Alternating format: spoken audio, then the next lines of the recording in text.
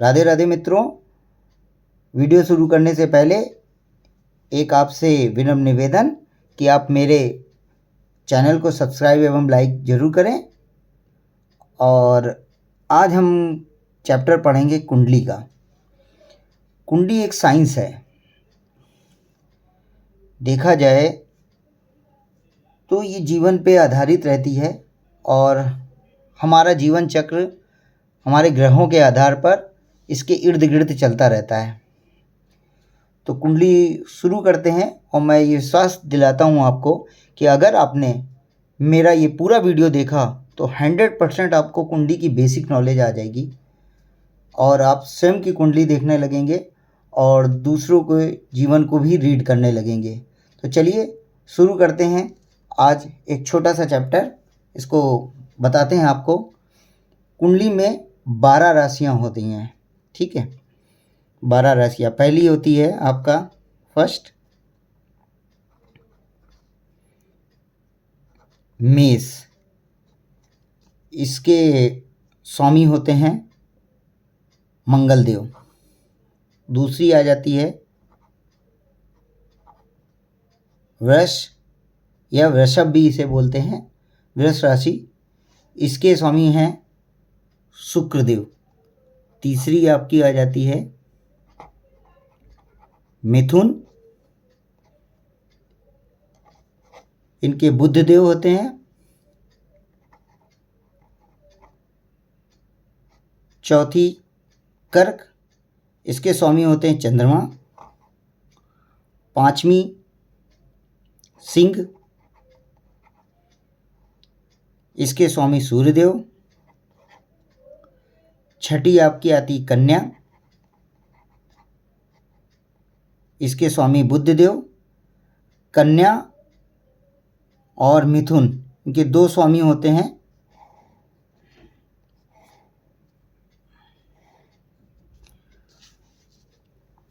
मिथुन और कन्या।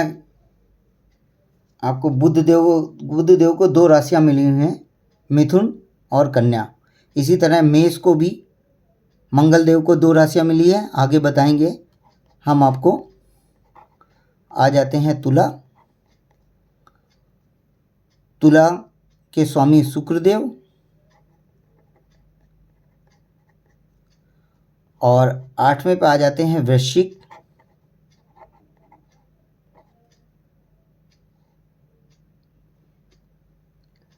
इसके स्वामी भी मंगल देव। 9वीं में आ जाते हैं धनु। इनके गुरुदेव स्वामी। 10वें में आता है मकर। इसके स्वामी शनिदेव। 11वें में आपको मिलेंगे कुंभ। इसके स्वामी शनिदेव। और 12वें में आ जाते हैं मीन। इसके स्वामी गुरुदेव यानी बृहस्पति देव। ये 12 राशियां हैं और ये जो चार्ट मैंने पहले से तैयार कर रखा है, ज़्यादा समय ना हो, वीडियो काफ़ी लंबा हो जाएगा, इसलिए ये चार्ट पहले से बना के तैयार कर लिया है। इनको हम हाउस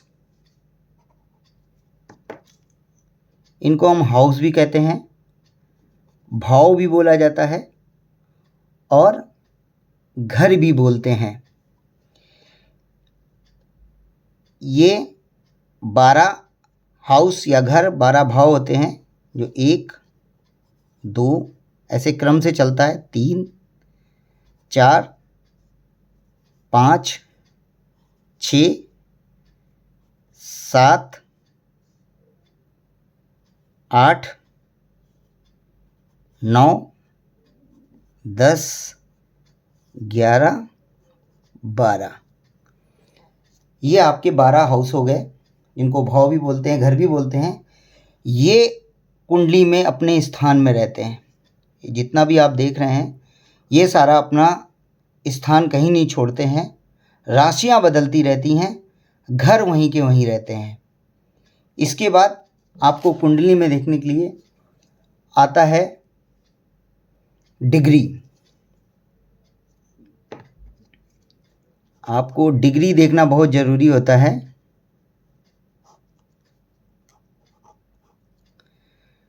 आप डिग्री कोई भी कुंडली आप देखेंगे उसमें आपके इस चार्ट के अनुसार डिग्री भी दी होगी, राशियां लिखी होंगी, डिग्री दी होगी हर राशि के बगल में। तो मैं उसको बताता हूँ। अगर 0 से 6 डिग्री किसी भी राशि की हो तो वो बाल्यावस्था कहलाती है, और 6 से 12 अगर हो तो युवावस्था कहलाती है, और 12 से 18 हो तो पूर्ण युवा कहलाती है। इसके बाद 18 से 24 प्रौढ़ कहलाती है, और 24 से 30 वृद्धावस्था कहलाती है। ये ठीक है। अब इसी के हिसाब से, डिग्रियों के हिसाब से हम रिजल्ट भी लेते हैं। जैसे 0 से 6 डिग्री आपका 25% रिजल्ट देगा। 6 से 12 डिग्री किसी राशि की होगी तो वो 50% रिजल्ट देगा। 12 से 18 यानी पूर्ण युवा, ये आपको 100% रिजल्ट देगा। 18 से 24 आपको फिर 50% रिजल्ट मिलेगा। 24 से 30 वृद्धावस्था में आपको फिर 25 से 30 मिलेगा। इसी में अगर किसी की 1 से 2 डिग्री तक हो तो वो 0% रिजल्ट देगा। 28-29 डिग्री होगा तो 0% रिजल्ट मिलेगा। ये हो गई आपकी राशि, डिग्री और हाउसेस। ये 3 चीज़ें बहुत ज़रूरी हैं, इसको देखना आना चाहिए। अब हम चलते हैं इसी के आधार पे। अब ये हाउसेस को आप भूल जाइए, ये जो ये 1 2 3 4 5 6 लिखा है इसको आप मत गिनिए।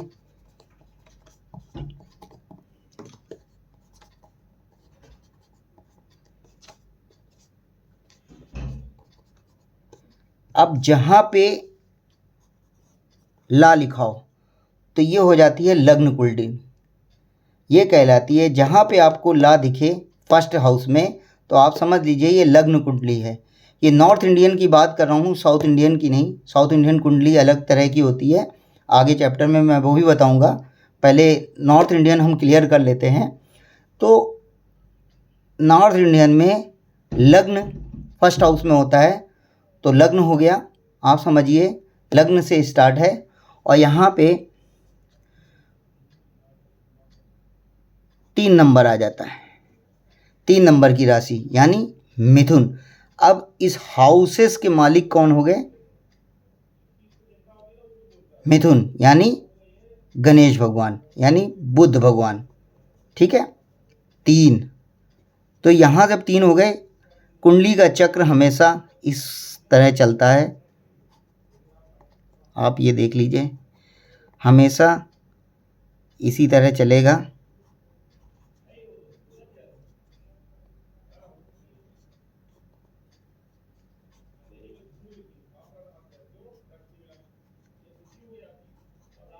फिर ये इस तरह चक्र चलते हैं।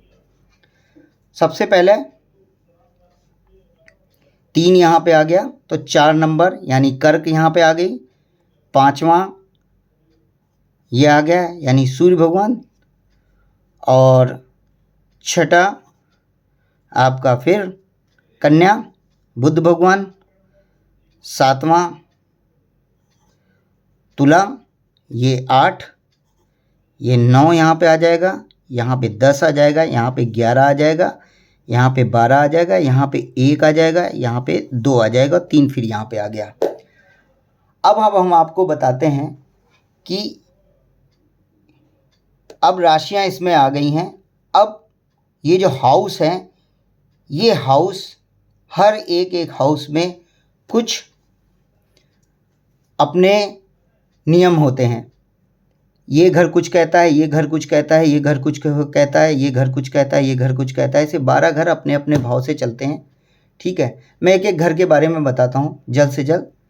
पहला घर आपका फर्स्ट हाउस स्वभाव, चरित्र, आकार, रूप, रंग के बारे में दर्शाता है। पहला घर स्वभाव, चरित्र, आकार और रूप रंग के बारे में बताता है। दूसरा घर आपका परिवार, समाज, वाणी, लाभ, कुटुंब, इसको दर्शाता है। दूसरा घर परिवार, समाज, वाणी, लाभ और कुटुंब को बताता है। तीसरा बहुत मेहनत का घर होता है और मेहनत के साथ बहुत पराक्रम का भी घर है, और इसको निगेटिव घर भी कहते हैं क्योंकि यहाँ बहुत जो भी ग्रह बैठता है बहुत काम करवाता है, बहुत मेहनत करवाता है, उसी से रिजल्ट आते हैं।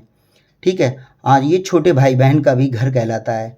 ये छोटे भाई का भी घर कहलाता है। चौथा घर बहुत शुभ घर माना जाता है क्योंकि ये सुख सुविधा का घर है।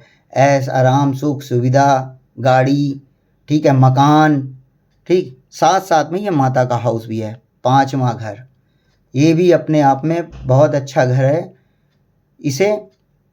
इस घर में शिक्षा भी देखते हैं, इसमें संतान भी देखते हैं, और ये लव अफेयर से इसको भी देखा जाता है। आपका पांचवा घर शिक्षा, संतान व प्रेम के लिए होता है। ठीक है, संतान कितनी से शिक्षा भी, संतान कितनी पढ़ेगी आपकी। ठीक है, साथ साथ में ये त्रिकोण का भी स्थान है। इसको आगे चल के हम त्रिकोण भी जरूर बताएंगे, केंद्र और त्रिकोण के बारे में।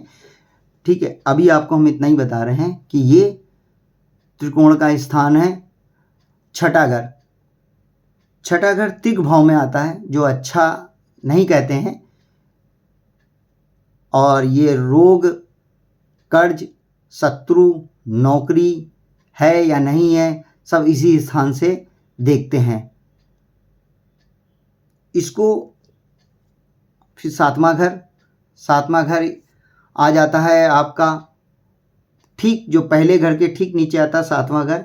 ये पत्नी का घर होता है। अगर स्त्री की कुंडली है तो पति का हो जाएगा, और अगर पुरुष की कुंडली है तो ये स्त्री का हो जाएगा घर। तो इससे पत्नी स्थान देखते हैं, पार्टनरशिप भी देखते हैं, जो बिजनेस में पार्टनरशिप होते हैं वो देखते हैं। 7 घर के बाद 8वां, ये भी तिक भाव कहलाता है, यानी अच्छा घर नहीं कहलाता है, और ये डीपली, मतलब डीप का है, डीपली खोज उससे होती है, साइंटिस्ट लोग अपना खोज करते हैं, उसका घर है।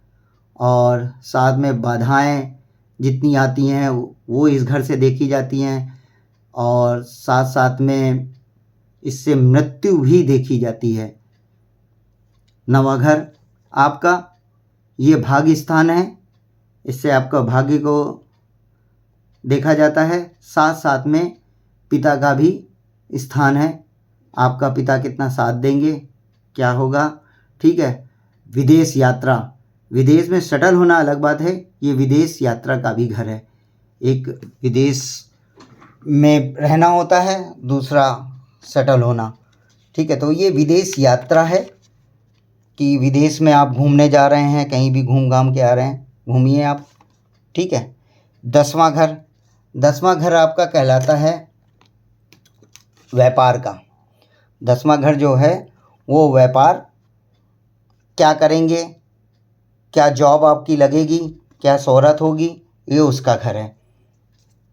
साथ साथ में 10वें घर से आप जॉब भी देखी जा सकती है कि क्या जॉब लगेगा, मान सम्मान कैसा मिलेगा, ये सब 10वें वाले घर से चालू हो जाता है, इसी को देखा जाता है। 11वां घर आपका लक्ष्मी स्थान है, और ये इसमें इनकम का भी स्थान है। इससे देखा जाता है आपकी जॉब यहाँ लगी, इनकम कितनी हो रही है, और यही 2 नंबर बचत का घर है, ये बचत का घर भी कहलाता है 2 नंबर। इससे इसको देखा जाता है कि भाई इनकम हो रही है तो बचत कितनी हो रही है, ये बचत, ये धन स्थान है इसीलिए। तो लक्ष्मी स्थान ये हो गया, इनकम कितनी है इससे इनकम देखा जाता है। 12वां घर, 12वां घर ये आता है जेल की यात्रा का, व्यापार में घाटा, और साथ साथ में पति पत्नी इसमें रहेंगे कि नहीं रहेंगे साथ में, खर्च कितना है, ठीक है। और इसमें एक काम और अच्छा, इसमें एक काम अच्छा होता है, विदेश में बसना, विदेश में सेटलमेंट भी इसी से देखा जाता है। जितने भी त्रिक भाव हैं हमारे, त्रिक भाव होते हैं 6, 8, 12, जो अच्छे नहीं कहलाते हैं। इनमें एक एक खासियत ज़रूर है, एक पॉजिटिव है। जैसे इसमें आपका छठे घर में और 8वें घर में, छठे घर में जॉब देखा जाता है, 8वें घर में डीप खोज, यानी खोज बहुत, जो साइंटिस्ट लोग खोज करते हैं, कई साइंटिस्टों ने, उनके ग्रह इसी में थे और ग्रह अच्छी दशा में बैठे हैं, सही लग गए तो उनको, साइंटिस्ट को बहुत अच्छा उन्होंने खोज की, भारत के लिए नाम रोशन किए। तीसरा, इसमें विदेश में अपना सेटल हो जाना। पहले तो ये था कि अरे मेरा बच्चा विदेश जाएगा तो कैसे रहेगा, अब आजकल में विदेश में सेटल रहना एक बहुत अच्छी बात होती है, तो विदेश में सेटल रहना ये भी एक पॉजिटिव है। अब दोस्तों, ये मैंने आपको घर के बारे में भी बता दिया, घर से क्या क्या देखते हैं ये बता दिया, और डिग्री बता दी। ये 3 चीज़ें 4 चीज़ें आपको बताई हैं, इसको ध्यान में रख के आप कोशिश करिए कि इसी से आप कुंडली को देखेंगे। सबसे पहले हम देखते हैं ये 3 नंबर जो हमने बताया था, यहाँ 3 नंबर की राशि आ जाती है, 3, 4, 5, 6, 7, 8, 9, 10, 11, 12, यहाँ 2 भी आ सकती है, 1 भी आ सकती है, लेकिन हमने 3 रख के आपको समझाने के लिए कर रहे हैं। यहाँ बुध भगवान आ गए, यानी लगन में बैठे हैं बुध भगवान। यानी कौन सी राशि बैठी है? 3 नंबर, बुध, ठीक है। जो व्यक्ति जिसकी लगन है 3 नंबर, वो व्यक्ति बोलने में बहुत बढ़िया होगा, चरित्र का अच्छा होगा, इससे चरित्र, आकार, रंग, रूप, स्वभाव, और बोलने में वो इतना अच्छा बोलेगा कि अपनी बात को इतनी इजी समझा देगा वो, कि कोई भी उसकी बात को ना नहीं कर पाएगा। जिसकी लग्न कुंडली में तीसरे नंबर पे, तीसरी नंबर की राशि होगी, तीसरी हो छठी हो, ये दोनों बुध, ठीक है। इसी तरह 4, ये कर्क, यानी धन स्थान पे आपके आ गए चंद्र महाराज, यहाँ से चंद्रमा, तो यहाँ से देखेंगे कि आपके कर्क राशि यानी चंद्रमा क्या क्या करते हैं, ठीक है। धन का या धन स्थान है। 5वें में आपकी तीसरी में, यहाँ 5वें में सूर्य भगवान बैठ गए हैं। इसी तरह छठे में इनको 2 स्थान मिल गए हैं, केंद्र में ही कन्या बुध भगवान। इसी तरह आप सब देखेंगे, हमने बताया है। और आपको ये मेरा प्रोसेस कैसा लगा ये हमें ज़रूर बताइएगा, और अगर वीडियो अच्छी लगे तो सब्सक्राइब और लाइक ज़रूर करिएगा। कल मिलते हैं आपको हम पार्ट 2 में। राधे राधे।